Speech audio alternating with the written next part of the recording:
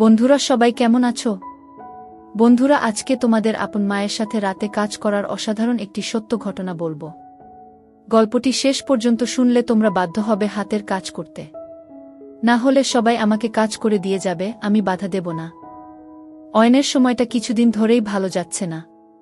বাড়িতে পরীক্ষা নিয়ে বাবা মার সাথে অশান্তি, আর ওদিকে রিয়ার সাথে বাইরে। বন্ধুদেরকে বাইরেরটা বলা গেলেও বাড়িরটা কাকে বলবে ভেবে না পেয়ে একা চাপার চেষ্টায় ভুগছে। অয়ন মানে আমাদের এই সিরিজের মেন চরিত্র অয়নাংশু সেন এবারে ক্লাস 11 থেকে 12তে উঠেছেন বেশ কবার ফেল করার পর। তাই তার বাবা তাকে 8 জন গৃহশিক্ষকের ব্যবস্থা করে দিয়েছেন যাতে তার সোনার টুকরো ছেলেটি এবার উচ্চমাধ্যমিকে উতরে যায়। কিন্তু তিনি এটা জানেন না যে তার এহেন আয়োজনে তার হবু ছেলের বউ নিতান্তই অতিষ্ঠ হয়ে উঠেছেন। সদ্য ক্লাস 9 পাশ করে ওঠা রিয়া দেবীর এখন মনে হচ্ছে তার বাবুটি তার হাত থেকে বেরিয়ে যাচ্ছে, তাই তিনি রোজ এখন স্কুল যাওয়ার আগে তার বাবুর এক বন্ধুর সাথে রাস্তার ধারের বাঁশবাগানে যান বাবুকে নিয়ে আলোচনা করতে। এসবের মধ্যে অয়ন বাবাজি পড়েছেন মহাফাপড়ে। তার মধ্যে এসে জুটেছেন মিস লিসা নামের একজন। তিনি নাকি অয়নকে পড়াবেন ইংরেজি। এতদিন প্রণব বাবুর দয়ায় সেটায় নম নম করে অয়ন দিব্যি উত্তরে যেত, কিন্তু তার বাবার মনে হয়েছে এই নিতান্ত অপগণ্ড ছেলেটির জন্য আরও একটি দরকার। যাই হোক, সন্ধে বেলায় যখন তিনি এসে দরজার সামনে দাঁড়ালেন ততক্ষণে অয়ন আর অয়নের ছোট ভাই দুজনেই লাফিয়ে উঠল মনে মনে। ম্যামের সাথে পড়তে বসে অয়নের মনে হলো সে যা পড়ছে তা সবই জানা জিনিস।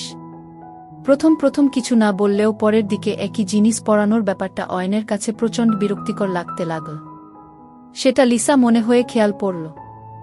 অয়নের মা বাবা সন্ধেবেলা বেরিয়ে যান গুরুদেবের সান্নিধ্য পেতে। অয়ন আর লিসা ম্যাম থাকে বাড়িতে একা। এরকমই একদিনে অয়ন বসে ম্যামের দেওয়া কাজগুলো করছে, এমন সময় হঠাৎ লিসা বলে উঠল তার একবার বাথরুমে যেতে হবে। অয়ন নিজেকে আটকানোর চেষ্টা করেও পারল না। লিসা উঠে চলে যাওয়ার পর সেও তার পিছু পিছু দাঁড়াল। অয়নদের বাথরুম একটু আলাদা ধরনের, সামনে কোনো দরজা নেই। ভিতরে একটা আলাদা জায়গায় ল্যাট্রিনের জায়গা, বাকিটা খালি খালি। একটু পুরনো বাড়িগুলোয় এরকম দেখতে পাওয়া যায়। লিসা সোজা ভিতরে ঢুকে গেলে অয়নের দেওয়ালের সাথে নিজেকে সাটিয়ে দাঁড়িয়ে দেখতে লাগল। চোখের নিমেষেই অয়ন তার চোখের সামনে এরকম কিছু দেখে কেমন যেন একটা করে উঠল। লিসার বয়স বড়জোর 24 কিংবা 25। অয়ন চট করে ফোনটা বার করে ভিডিও করতে লাগল। লিসা ফিরে আসছে দেখে অয়ন টুক করে কেটে পড়ে ঘরে এসে বাধ্য ছেলের মতো বসে পড়ল। লিসা এসে বাকি পড়িয়ে চলে যাওয়ার পর অয়ন ফোনটা বার করে বসল হাতের কাজ করতে। লিসার বাইরে বেরিয়ে মনে পড়ল আজকে ফিস দিয়েছিল অয়ন, সেটা নেওয়া হয়নি। দরজা এমনি বাইরে থেকে দেওয়া আর নাড়াতে ব্যস্ত অয়নের না আটকানোয় লিসা সোজা ঘরের পাশে এসে দাঁড়াল। জানলা দিয়ে খাটের দিকে চোখ পড়তে থমকে গেল। বাবা কি বড় এইটুকু ছেলেটার, মনে মনে বলে উঠল। কিন্তু নিজের সাথকে সামলে বাইরে থেকে ডাকল অয়নের নাম ধরে। অয়ন চমকে উঠে ছিটকে গিয়ে সামলে নিয়ে ভয়ে ভয়ে জবাব দিল, হ্যাঁ দিদিভাই বলুন। একটু আসব। একটা জিনিস ভুলে গেছি, লিসা বলল। হ্যাঁ আসুন, অয়ন বলল। লিসা এসে খামটা নিয়ে মুচকি হেসে চলে গেল। কিছুদিন পর অয়ন নিজের ঘরে বসে আছে। পাশের ঘরে বাবা মা বেশ জরুরি কিছু বলছেন, তার আওয়াজ পেয়ে অয়ন কান পাতল। বাবা, না এই মেয়ের দ্বারা হবে না। শুধু শুধু। মা, কেন আবার কি করল? বাবা, সুভাষ বলল এ নাকি কাজের এদিকে এবারের ইউনিটেও বাবু ধেরিয়েছে। ভাবছি এই মাসটা বলে ছাড়িয়ে দেব। ওই প্রণবাবুই থাক। মা, আচ্ছা যা ভালো বোঝ। বাবুকে একবার জিজ্ঞেস করো। অয়ন আর কিছু বলল না। এমনিও তার খুব একটা লাভ তার হয়নি, তাই কি হলো না হল তাতে তার কিছু এসে যায় না। সেদিন পড়াতে এসে লিসার মুখ ভার। অয়ন বুঝল বাবা তাকে কথাটা বলেছেন। লিসা তার দিকে তাকিয়ে বলল, একটা কথা বলবো তোমাকে। অয়ন বলল, হ্যাঁ বল। তোমার কি আমার কাছে পড়তে ভালো লাগে না? কেন? আজকে তোমার বাবা বলেছেন এ মাস পড়িয়েছে ছেড়ে দিতে। আমার এই টিউশনটা খুব জরুরি। তুমি একবার বল যে আমার কাছে পড়তে ভালো লাগে না। না তা না আসলে মাথায় থাকে না কিছু, যা পড়ি ভুলে যাই। তুমি একবার বলবে? তাহলে এটা যাবে না। আমি আর বলে কি করব? একবার বল না। যা বলবে তাই করব। যা বলবো তাই। বিশ্বাস হচ্ছে না? আচ্ছা চোখ বন্ধ করো। মানে? করোই না। অয়ন চোখ বন্ধ করল। তারপর লিসা যেটা যে কাজ করল অয়ন নিজেকে বিশ্বাস করতে পারছে না। লিসার সাথে বেশিক্ষণ পারল না অয়ন। অল্পক্ষণের মধ্যে এলিয়ে গেল। লিসা অয়নের উপর শুয়ে বলল, এবার বলবে তো? অয়ন একবার মাথা নাড়ল। এই তো লক্ষ্মী ছেলে, বলে লিসা খিল খিল করে হেসে উঠল। পরদিন সকালবেলা বাবা অফিস বেরিয়ে যাওয়ার পর মায়ের কাছে গিয়ে দাঁড়াল অয়ন। মা পিছন না ফিরেই জিজ্ঞেস করলেন, কিরে বাবু, কিছু বলবি? অয়ন আস্তে আস্তে বলল, হ্যাঁ, আসলে সেদিন তোমরা বলছিলে দিদিভাইকে ছাড়িয়ে দেবে। মা বললেন, হ্যাঁ, আমি কিছু বলিনি, যা বলার তোর বাবাই বলেছেন। কেন, তুই কি চাস? প্রণব বাবুর ব্যাচে অনেক লোক, ঠিক করে বুঝতে পারি না, তার চেয়ে দিদিভাই বাড়ি এসে দেখিয়ে দেয়, সেটা তাও একটু বুঝতে পারি। আর এবারের ইউনিটে তো সবাই খারাপ করেছে, সুধাও কম পেয়েছে, বলে অয়ন থামল। অয়নের মা কিছুক্ষণ থেমে তারপর বললেন, আচ্ছা তুই এখন যা, আমি কথা বলে দেখব। অয়ন নিজের ঘরের দিকে যেতে যেতে মনে মনে ভাবতে লাগল, এবার লিসাকে কতভাবে কাজ করা যায় সেটা ভাবতে হবে। লিসাকে এবার থেকে তার হাতের পুতুল বানাতে হবে। রিয়ার দৌলতে অয়নের কাজের হাতে খৃ হয়ে গেছে, আর ব্যাপারগুলো বোঝেও। বিকেলে স্কুল থেকে ফিরে এসে মাঠে গিয়ে দেখল রিপন বসে আছে। অয়ন বেছে বেছে তার পাশের জায়গাটায় বসল। তারপর বাকিদের হাতের ইশারা করতে তারা একটু সরে গেল। বয়সে কিছু বড় আর বর্ষর চেহারার জন্য অয়নের এদের মধ্যে নেতা গোছের একটা ভাব আছে। তারপর রিপনকে সোজা জিজ্ঞেস করল, কিরে, আমার গার্লফ্রেন্ডকে শেষে বাঁশবাগানে নিয়ে যাচ্ছিস? রিপন প্রথমে ব্যাপারটা বুঝতে না পেরে একটু তাকিয়ে রইল, তারপর অয়নের দিকে তাকিয়ে বলল, নাহ, কি বলছিস ভাই, আমি কিছু করিনি। এসব বলতে বলতে সামনে বাপ্পা এসে দাঁড়াল। বাপ্পা হচ্ছে অয়নের বয়সী, দুজনে একসাথে বড় হয়েছে। বাপ্পা বাবার ঝেড়ে কলকাতা থেকে একটা পাঞ্চার কিনেছে নতুন। সেটা একবার বিকেলের আলোয় ঝলসিয়ে বলল, ভাই সত্যিটা বলে দে, না হলে অনেক ঝামেলা আছে। এবার রিপন কেঁদে ফেল, বাপ্পা, অয়ন ভাই ছেড়ে দে, ভুল হয়ে গেছে ভাই, আর কখনো হবে না। ভাই, রিয়াই আমাকে ডাকত আর বলতো তুই নাকি অন্য কাউকে কাজ করে দিচ্ছিস, তাই আমাকে দিয়ে কাজ করিয়ে নিয়ে বদলা নেবে। আচ্ছা তাই নাকি? বাপ্পা বলল। হ্যাঁ ভাই, আমি আর কিছু জানি না, আমাকে ছেড়ে দে। আচ্ছা তুই যা, আর কোনো কিছু পাল্টাবি না, যেমন চলছে চলুক। রিপন উঠে প্রাণপণে দৌড় দিল। বাপ্পা তাকে দেখে খানিক হেসে অয়নের দিকে তাকিয়ে বলল, কি করবি এবার? অয়ন বলল, জানি না ভাই, তবে ওকে কাজ করে না দিলে শান্তি হবে না আমার। তারপর বিকেলের আড্ডা শেষ করে বাড়ি এসে দেখল লিসা বসে আছে তার ঘরে, আর বাবা মা বেরিয়ে যাচ্ছেন। অয়ন হাত পা ধুয়ে ঘরে ঢুকতে লিসা তাকে ধরে বলল, ধন্যবাদ। অয়ন বলল, না, এরকম ভাবে তো হবে না ম্যাডাম। লিসা বলল, মানে? অয়ন জোর জবরদস্তি কাজ করতে চাইল। লিসা একটা কিছু বলতে চাইল, কিন্তু ব্লক হয়ে গেল। লিসা একটা হাতে অয়নের হাতটা ধরে বলল, না, এটা ঠিক না। লিসা ছাড়াবার প্রাণপণ চেষ্টা করছে আর মুখে বলে যাচ্ছে, অয়ন থামো, না, তোমার মা বাবা জানতে পারলে কি হবে? এসব ঠিক না, সেদিন আমি ভুল করে ফেলেছি, প্লিজ অয়ন ছেড়ে দাও। লিসা শেষবার বলল, আপনি শুরু করেছেন যখন, আমাকে শেষ তো করতেই হবে, বলে অয়ন লিসাকে খাটে ফেলে দিল। হুশ ফিরতে দেখল সে শুয়ে আছে আর তার পাশে বসে অয়ন ফোন হাতে হাসছে। একটু উঠে বসতে লিসাকে ফোনটা দেখিয়ে বলল, কেমন এসেছে? লিসা ফোনটা হাতে নিয়ে দেখল লিসার ছবি একগাদা। তার আর বুঝতে বাকি রইল না। সে ফোনটা ফেরত দিয়ে বলল, এর কোনো দরকার নেই, এবার থেকে তুমি যখন যা চাইবে তাই হবে। অয়ন মনে মনে ভাবল, এত মেঘ না চাইতেই জল, কিন্তু ছবিগুলো নিয়ে যা হয়েছে সেটা ম্যানেজ দিতে হবে। তাই বলল, তাহলে ছবিগুলো থাক, যখন দিতে পারব না তখন মারতে লাগবে। লিসাকে সেদিন আর কিছু না করেই ছেড়ে দিল অয়ন।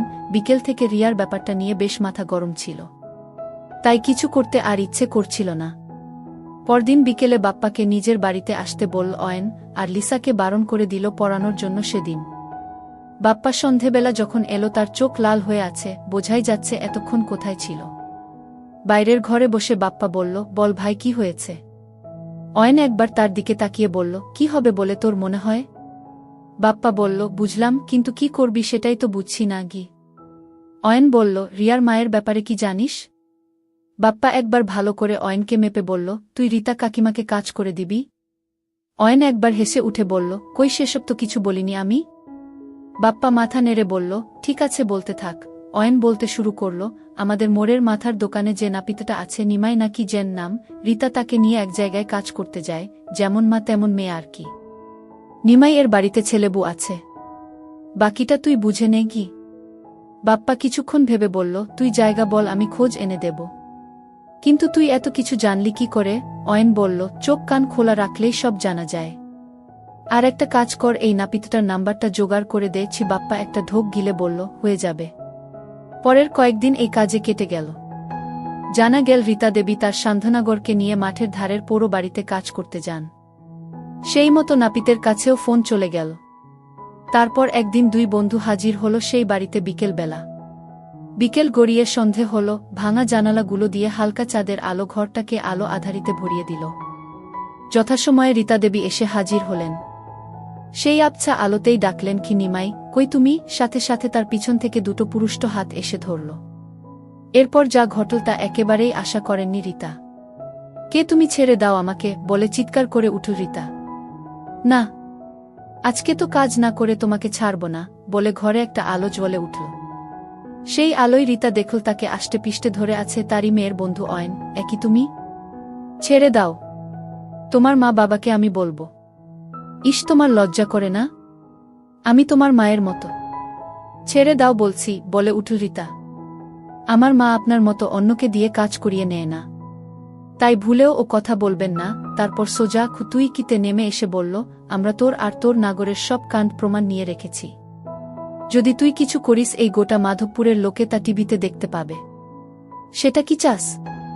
না, এরকম কর না, আমার এরকম সর্বনাশ কর না, বলে শেষ চেষ্টা করল রীতা। কিন্তু তাতে কোনো কাজই হল না। অয়ন ধাক্কা দিয়ে রীতাকে মাটিতে ফেলে দিল। বাপ্পার দিকে তাকিয়ে বলল, তোকে কি আমি ওখানে দাঁড়িয়ে হাতের কাজ করতে বলেছি? বাপ্পা ইশারা পেয়ে এগিয়ে এলো। দুজন মিলে একসাথে কাজ শুরু করে দিল। বাপ্পা বলল, এটা তো হলো, এবার? অয়ন ক্লান্ত গলায় বলল, এটাকে আগে বাড়ি নামিয়ে দিয়ে আয়, তারপর একে এর মেয়ের সাথে একসাথে কাজ করে দিব। তবে আমার নাম অয়ন সেনগু। কথাটা শুনে রীতার যত না বেশি ঘেন্না লাগল, তার চেয়ে বেশি একটা আনন্দ তাকে ভরিয়ে দিল। অয়ন রীতাকে বাপ্পার বাইকে তুলে নিজে সাইকেল নিয়ে বাড়ির দিকে এগোল। পরের দিন স্কুলে যাওয়ার পথে রিয়ার সাথে দেখা হল। স্বাভাবিক কথা ছাড়া আর অন্য কোনো কথা হল না। স্কুলে গিয়ে বাপ্পার সাথে দেখা হওয়ার পর বাপ্পা আর সে হেসে কাটিয়ে দিল কিছুটা। তারপর জিজ্ঞেস করল, কাল নামাতে গেলি কি হলো? ওর সারা রাস্তা আর চলার অবস্থায় ছিল না, বলে বাপ্পা একবার পাশে তাকাল। পাশ কখন সুধা এসে দাঁড়িয়েছে সে খেয়াল দুজনের কেউই করেনি। দুজনে সে বিষয়ে খেয়াল না করে যে যার কাজে চলে গেল। বিকেলে ফিরে আজকে লিসার কথা মনে পড়ল। বাড়ি ফিরতে লিসা ঘর থেকে এসে ধরল অয়নকে। তার কিছুক্ষণের মধ্যেই দুজনের জামা কাপড় মাটিতে পড়ে রইল। তারপর ওয়াশরুমের দিকে গেল। বাথরুমে লিসা বসল আগে। তারপর অয়ন। কি ব্যাপার অয়ন বাবু? সেদিন পর থেকে আজকে বেশ ক্লান্ত লাগছে, জিজ্ঞেস করল লিসা। তোমাকে দেখিনি তাই, অয়ন বলল। থাক হয়েছে, অত প্রেম দেখাতে হবে না। তাই? এতদিন কত মিস করেছি তোমাকে বলতে পারবো না, আজকে পুরো শেষ করতে হবে। আচ্ছা, এখন শুধু দুজনের হাঁপানির আওয়াজ আর বাইরে সদ্য বৃষ্টির শব্দ শোনা যেতে লাগল। কিছুক্ষণ পর অয়ন পাশে তাকাল। লিসা তার দিকে তাকিয়ে আছে। তার ঠোঁটের একপাশ দিয়ে অয়নের পুরুষত্বের প্রমাণ গড়িয়ে পড়ছে। সরি। অয়ন লিসার চুলে হাত বোলাতে বোলাতে বলল। কেন? লিসা জিজ্ঞেস করল। বড্ড বেশি রাফ হয়ে গেছিলাম। তোমার কষ্ট হয়েছে? না, একটুও না। শেষে একটু শ্বাস নিতে অসুবিধা হচ্ছিল, কিন্তু তুমি আমাকে আজকে যা তৃপ্তি দিয়েছ তার জন্য এইটুকু সহ্য করতে আমার অসুবিধা নেই, বল লিসা। লিসা রানী, এই তো সবে শুরু, এখনো সারা রাত আছে। আচ্ছা, এই বয়সেই এত? চল ফ্রেশ হয়ে খেয়ে নি, তারপর দ্বিতীয় রাউন্ড হবে গু। আচ্ছা, বলে লিসা উঠে বাথরুমের দিকে পা বাড়াল। সন্ধেতে খাবার অর্ডার দিয়ে এনে নিয়েছিল, সেটা প্লেটে ঢেলে তারপর বাপ্পাকে দিয়ে আনানো একটা দামি বিদেশি লাল পানির বোতল থেকে কিছুটা দুটো গ্লাসে ঢেলে বসল অয়ন। লিসা বাথরুম থেকে বেরিয়ে এসে দাঁড়াল অয়নের সামনে। অয়নের চোখের পাতা পড়ল না। কি অসাধারণ সুন্দরী লিসা! লিসা এগিয়ে এসে তার পাশের চেয়ারটা টেনে বসতে যেতে অয়ন তাকে বাধা দিল। কি আমাকে বসতে দেবে না? লিসা করুণ মুখ করে অয়নকে বলল। না, ওখানে না সুন্দরী, এখানে, বলে নিজের কোলের দিকে দেখাল।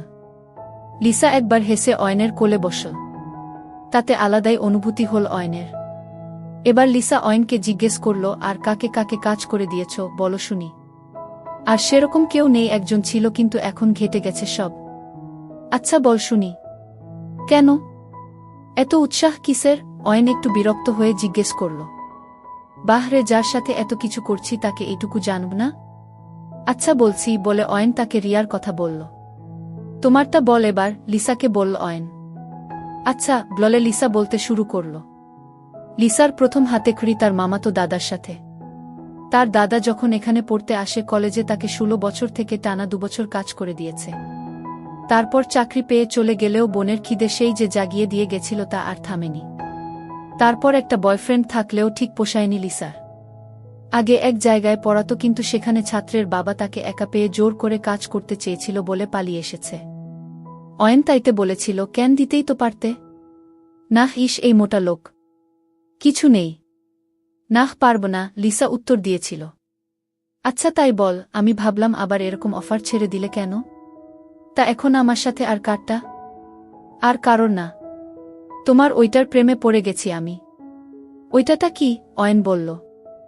লিসা অয়নের কানের কাছে এসে ফিসফিসিয়ে বলল, তোমার বাবুর। থাক, আর লজ্জা পেতে হবে না, অয়ন বলল। এরপর খাবার শেষ করে লিসাকে নিয়ে নিজের ঘরের দিকে এগোল। ঘরে আসতেই রোম্যান্টিসিজমের পতন ঘটল বাপ্পার ফোনে। অয়ন একবার ফোনটার দিকে তাকিয়ে বিরক্তভাবে দেখে লিসাকে বলল, 1 মিনিট দাঁড়াও। বাইরে এসে রিসিভ করতেই উল্টো দিকে বাপ্পার গলা। একটা কাজের মাঝে ছিলাম তো দিলি পিন্ডি মেরে, অয়ন বলল। মানে? আজ আবার কি কাজ?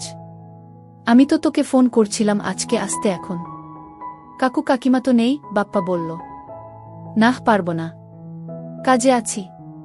কি করছিস বলতো? পরে বল, এখন রাখতো। ঠিক আছে।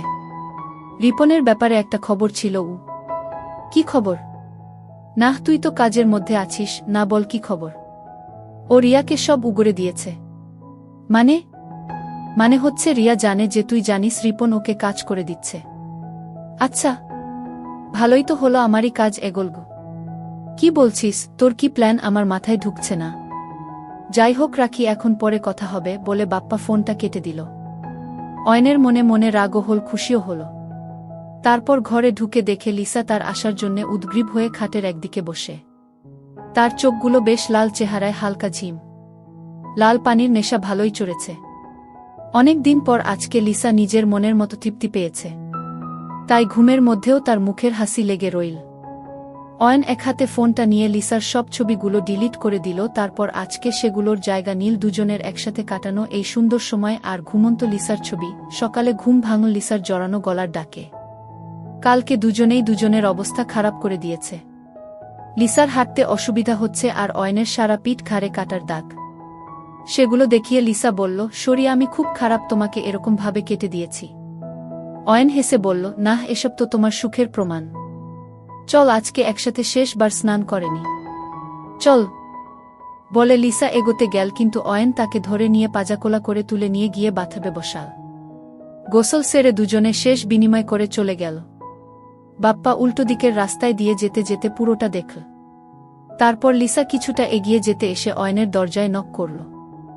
অয়ন একটু অবাক হয়ে গেল ব্যাপারটায়। তারপর দরজা খুলে সামনে বাপ্পাকে দেখে বলল, কিরে, কি ব্যাপার, তুই এখানে? হ্যাঁ, কেন? আজকাল মেয়ে নিয়ে রাত কাটাচ্ছিস আর আমি এলেই অবাক। বাপ্পা কিছুটা শ্লেষ নিয়েই বলল কথাটা। আরে না, ভিতরে আয়, বলে ভিতরে এসে দরজাটা বন্ধ করে দিয়ে নিজের ঘরের ড্রয়ার থেকে প্যাকেট বার করে এসে বসে ক্রাশ করতে লাগল। বাপ্পা বলল, এবার বল, কি বলিসনি আমাকে? আস্তে ধীরে খোকা, আগে হাতের কাজ শেষ করি, বলে অয়ন জয়েন্ট বানানোয় মন দিল। জয়েন্ট হয়ে যেতে বাবার নামে একটা টান দিয়ে শুরু করল। এতদিন লিসার সাথে যা যা হয়েছে সব বলল তাকে, শুরু থেকে শেষ। বাপ্পা নিজে পুরোটা শুনল। তারপর বলল, বাব্বাহ, তুমি তো আলাদাই লেভেলে চলে গেছো গুরু। অয়ন একবার হাসল, তারপর বলল, কালকে রিপনকে নিয়ে কি বলছিলি বল এবার পরিষ্কার করে গি। বাপ্পা জয়েন্টে একটা লম্বা টান দিয়ে বলল, কালকে ওকে ধরেছিলাম আমি আর অয়নান্ত বিকাশপল্লীর কাছে। ধরে একটু ধাতানি দিতে সেই কান্না কাটি শুরু করে দিল। বলেছে নাকি রিয়াকে সব কিছু বলে দিয়েছে। আমি তাইতে বলেছি তুই ফোন করবি। অয়ন বলল, তাহলে আর কি লাগা ফোন? এখন? হ্যাঁ, তা নয়তো কখন? আচ্ছা। ফোনটা বেশ কয়েকবার রিং হয়ে তারপর তুলো রিপন। হ্যালো, কে? জিজ্ঞেস করল সে। তোর বাপ বলছি রে। চিনতে পারছিস? বাপ্পা বলল। আরে বাপ্পাদা, নাহ, মানে ঠিক বুঝিনি। গলাটা কেঁপে গেল রিপনের। হ্যাঁ, তা বলছি অয়ন তোর সাথে কি কথা বলবে দেখতো, বলে ফোনটা এগিয়ে দিল তার দিকে। বলছি রিয়ার কি খবর? কবার হয়েছে? অয়ন জিজ্ঞেস করল। এই না না, আমি কিছু করিনি। তারপর আর তবে একটা জিনিস, ও খুব ক্ষেপে আছে। আজকে আমাকে ওর বাড়িতে ডেকেছে, না গেলে নাকি আমার মাকে সব আমাদের ছবি দেখিয়ে দেবে। কিছু কর, আমাকে বাঁচাও। খুব করুণ গলায় আস্তে আস্তে কথাটা বল রিপন। আচ্ছা তুই এখন রাখ, দেখছি কি করতে পারি, বলে অয়ন ফোনটা রেখে দিল। স্পিকারে থাকায় বাপ্পা সবটাই শুনল। তারপর অয়নকে জিজ্ঞেস করল, ব্যাপারটা একটু বেশিই বাড়াবাড়ি হয়ে গেল না? অয়ন উত্তর দিল। রিপন আমার পাশের বাড়ির ছেলে, ওকে চিনি আমি। তোর গার্লফ্রেন্ডকে কাজ করে দেবে নিজে থেকে, এত দম ওর নেই গে। কি করবি? রিয়া যদি ফাঁস করে দেয় তাহলে ওর এখানে টেকাদায় হয়ে যাবে। সময় হয়ে গেছে ওর খিদে ভালো করে মেটানোর, অয়ন বলল। তারপর বাপ্পাকে বলল, রেডি হয়ে যা, অনেক কাজ আজকে। বিকেলে যখন রিপন রিয়ার বাড়ির সামনে এসে দাঁড়াল তখন তার অবস্থা খারাপ। বাপ্পা আর অয়ন তাকে কথা দিয়েছে বাঁচাবে, কিন্তু দুজনের একজনেরও দেখা নেই। আস্তে আস্তে দরজায় নক করতে ভিতর থেকে রিয়া দেবী বেরিয়ে এলেন। কিরে টুটের ছেলে, তোর এত রস? আমার খিদে মেটাবি না? রিয়া বলল। নাহ মানে রিপন ভাবতে লাগল কি বলা যায়। হঠাৎ পিছন থেকে দুজনেরই চেনা গলা ভেসে এলো, এইটুকু বাচ্চার পানি দিয়ে কি হবে? তোর বয়ফ্রেন্ড আছে তো? তোর খিদে আজ আমরা দুজনে মেটাবু। রিপন পিছন ফিরতেই দেখে বাপ্পা আর অয়ন দাঁড়িয়ে আছে। মানে এসবের মানে কি রিপন? রিয়া একটু ভয়ে ভয়ে জিজ্ঞেস করল। মানে আজকে আমরা 3 জনে মিলে তোর ক্ষুধা মেটাবরে, বলে ঠেলে বাড়ির ভিতর গেল। তারপর বাইরের ঘরের সোফায় ফেলে পরনের টি-শার্টটা ছিঁড়ে ফেলে দিল রিপন। রিপনের এরকম কাজ দেখে রিয়া অবাক হয়ে বলতে লাগল, না এটা করিস না রিপন, দেখ আমার মা আছে বাড়িতে, তোদের সবাইকে পুলিশে দেবে। অয়ন একবার হাহা করে হেসে উঠল। রিয়ার নিজের ছেঁড়া জামাটা কোনোমতে আটকে বলল, হ্যাঁ, আর আমার কাছে এই রিপনের ভিডিও আছে। একটা কেউ ছেড়ে দেবে না গি। আচ্ছা বাপ্পা, সব রেকর্ড করছিস তো? অয়ন জিজ্ঞেস করল। বাপ্পা হেসে বলল, একদম বস। এই রিপন, থামলি কেন? এতক্ষণে ঘরের এক কোণে এসে দাঁড়িয়েছেন রীতা কাকিমা। ওরা কেউই সেটা খেয়াল করেনি, কিন্তু রিয়া সেটা দেখতে পেয়ে বলল, বাঁচাও মা, এরা আমাকে জোর করে কিসব করছে। অয়ন একবার পিছন দিকে তাকিয়ে বলল, আরে আপনারই অপেক্ষা ছিল, আসুন, বলে বাপ্পাকে চোখের ইশারা করতে বাপ্পা গিয়ে রীতাকে সামনে নিয়ে এলো। তারপর অ্যাকসেপ্ট করে দিল। রিয়া এসব দেখে অবাক। কি যেন একটা বলছিলি? অয়ন বলল।